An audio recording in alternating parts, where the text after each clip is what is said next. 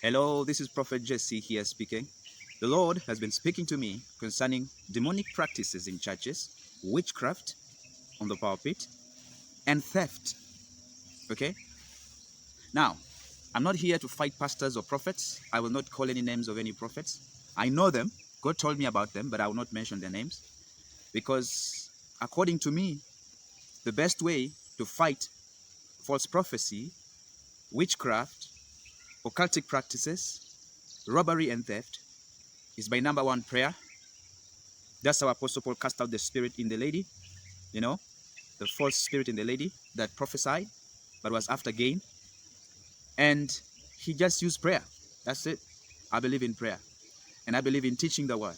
But the Bible tells us to have no part in the works of darkness, but rather expose them. Not the people, but the act. So I focus on teaching and prayer. That's the most effective tool. Now listen very carefully.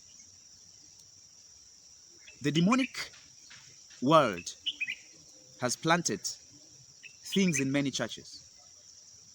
Now, there are so many prophets out there, prophets in quotes, they're not really prophets, but they are of the devil. And some were initially called by God.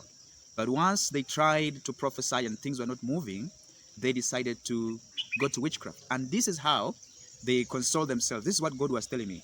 They console themselves by saying that our ancestors worship the spirits, and therefore they are benevolent. They're not there to kill or to destroy. Therefore, they must be of God. So that kind of reasoning makes them justify what they're doing. But it's wrong. The Bible says the sin of rebellion is as the sin of witchcraft. Okay? In other words, when you go into witchcraft, you're not just committing any other sin. You are rebelling against God, which is the same thing that Lucifer did in heaven, and he was thrown out. One of the sure ways to lose your salvation, if you're born again, is to engage in witchcraft. That means you are worshiping a different God. A different God. And that's not just any regular weakness of a believer. It's outright rebellion against the very deity of Jesus. Are we together?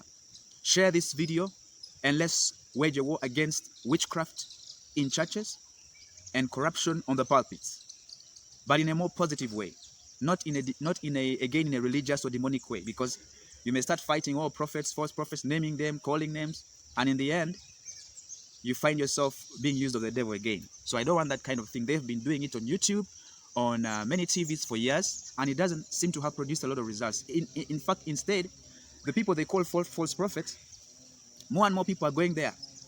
So it's like they're giving them free publicity. So really, I don't believe in that method of calling names. It's useless. I believe in the method of Jesus, in the method of Apostle Paul, where you get into your prayer closet and decree and command that spirit to leave that false prophet and pray for their soul to be born again. For love covereth a multitude of sins. If Jesus died for Barabbas, he also died for that false prophet, and he wants him born again.